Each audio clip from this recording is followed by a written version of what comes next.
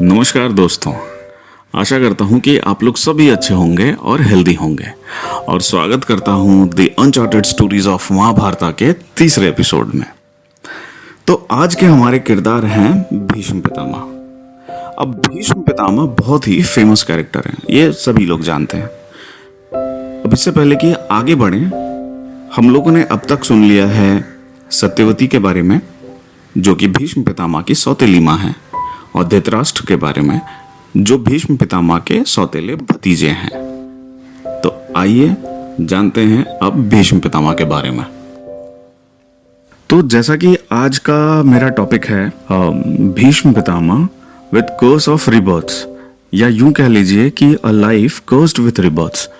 मतलब भीष्म पितामह का जो बर्थ है या फिर उनका जो पूरा लाइफ स्पैन है फ्रॉम बर्थ से लेके डेथ तक, ये रिबर्थ का कहीं ना कहीं एक कहानी है, चाहे उनका बर्थ हो चाहे उनका डेथ हो।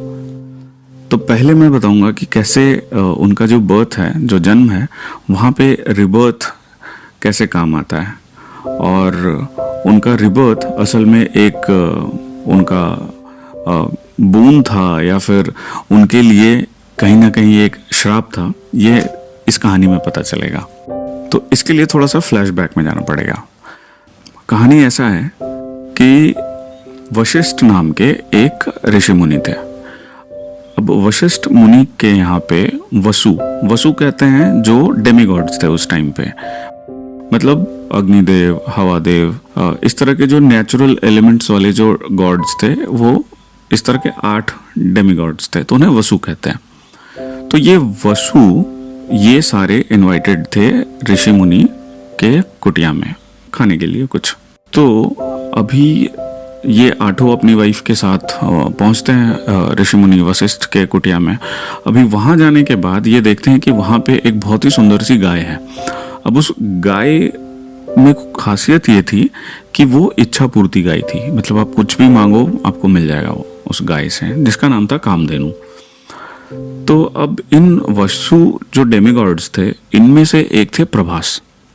इनकी वाइफ को वो गाय बड़ा पसंद आ जाता है। अब वो कहती है कि भाई ये गाय चाहिए मुझे, तुम किसी भी तरीके से मुझे ला दो। अब प्रभास समझते हैं कि अभी वो अगर मांगने जाएंगे वशिष्ठ जी से तो वो गाय उनको देंगे नहीं। तो अब वो बाकी जो 7 डेमीगॉड्स हैं, बाकी जो 7 वसु हैं, उनसे ये बात करते हैं, डिस्कशन करते हैं कि भाई क्या करना चाहिए, नहीं करना चाहिए। तो कहते हैं कि नहीं, वाइफ ने मांगा है तो फिर देना पड़ेगा, लाना पड़ेगा किसी भी तरीके से। तो ये डिसाइड करते हैं कि वशिष्ठ मुनि को बिना बताए वो गाय वहां से लेके चले जाएंगे। अब इतनी सारी गायें हैं, उसमें से एक गाय निकल जाएंगी तो शायद से उन्हें पता भी ना चले। तो वो बिना बताए वशिष्ठ मुनि को वहां से गाय लेके चले जाते हैं। अब ये बात वशिष्ठ मुनि को पता चल जाता है, क्योंकि वो साधु रहते हैं, वो एक योगी पुरुष हैं, उनको तो पता चलना ही था। तो ये बात उनको पता चल जाता है कि एक तो वो गेस्ट बन के इन्वाइटेड थे, और उसके बाद उन्होंने बिना बताए कामधेनु गाय भी लेके चले जाते हैं, जो कि असल में चोरी करते हैं। फिर वो गुस्से में क्या करते हैं कि श्राप देते हैं।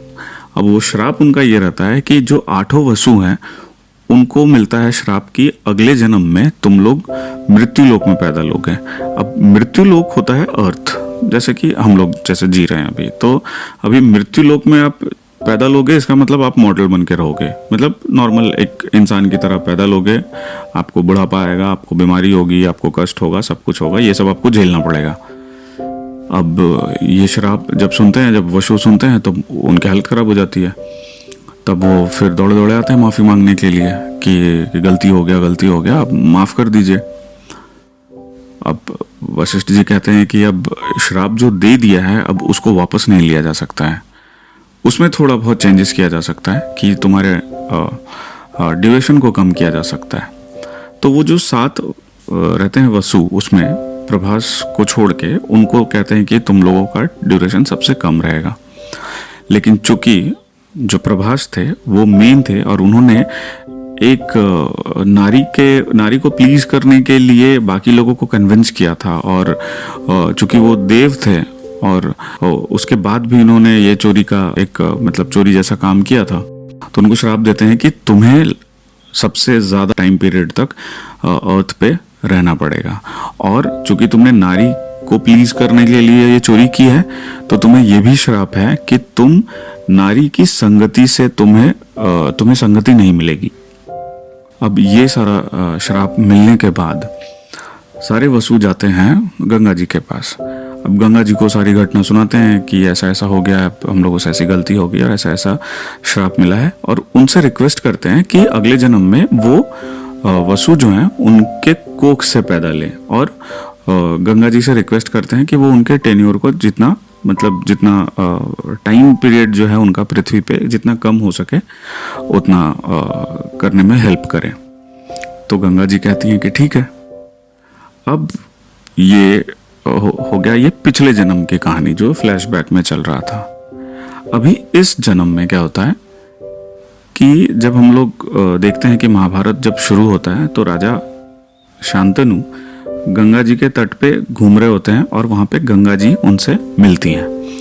अब गंगा जी मिलती हैं तो गंगा जी चूंकि गॉडेस हैं, देवी हैं, उनको देख के शांतनु उन पे मुग्ध हो जाता है और उनसे फिर शादी का प्रपोजल रखते हैं।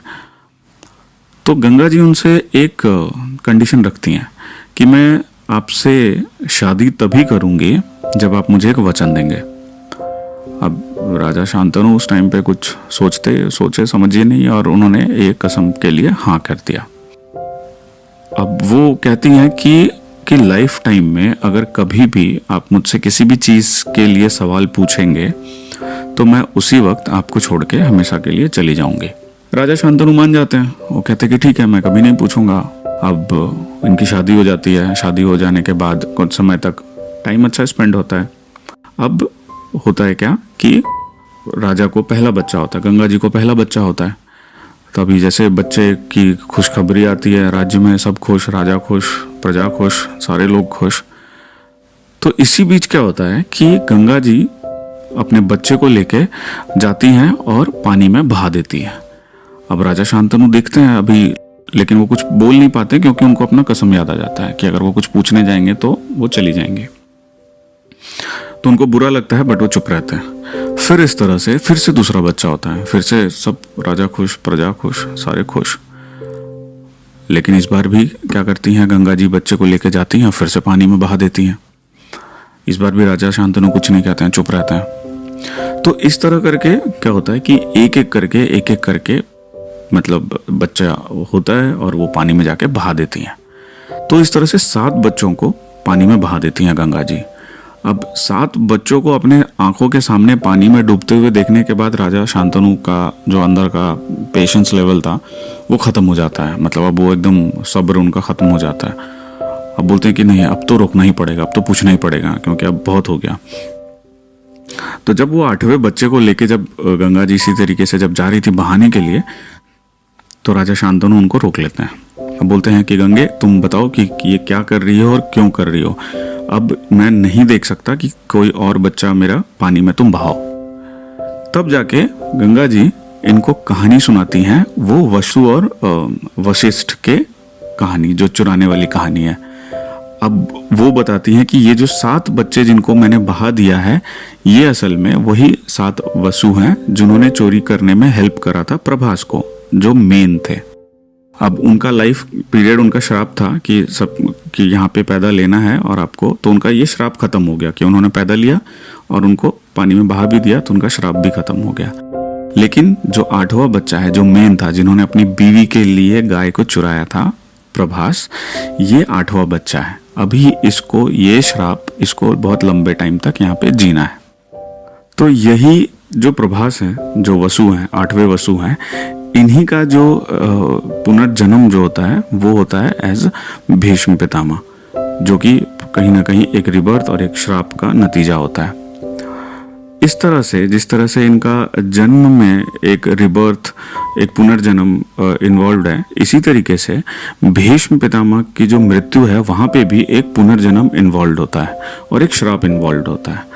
तो वो एक अलग कहानी है। तो उसके पहले मैं बताऊं आपको कि भीष्म पितामह का असल में नाम देवव्रत रहता है, और भीष्म उनका नाम पड़ता है क्योंकि वो जो प्रतिज्ञा करते हैं अपने फादर को सत्यवती के साथ शादी कराने के लिए कि वो आजीवन ब्रह्मचारी रहेंगे और जो थ्रोन है, जो राजगद्दी है, राजगद्दी पे वो कभी भी अपना क्लेम नहीं करेंगे। तो ये इतना बड़ा कसम होता है जिसके लिए उनका नाम भीष्म पड़ता है। और इसी से खुश होके और या यूं कहिए इम्प्रेस होके राजा शांतनु उनको मतलब इच्छा मृत्यु का वरदान उनको देते हैं। तो ये कहानी था देवव्रत से भीष्म पितामह बनने का, यानी भीष्म बनने का। तो आशा करता हूँ कि आप लोगों को आज का एपिसोड पसंद आया होगा। और मैं फिर से कहना चाहूँगा कि मेरा मकसद आप लोगों तक सिर्फ अनसुनी और रोचक कहानियाँ पहुँचाने तक का है, बिना किसी रिलीजियस बिलीफ को चोट पहुँचाए हुए। इस एपिसोड के लिए बस इतना ही।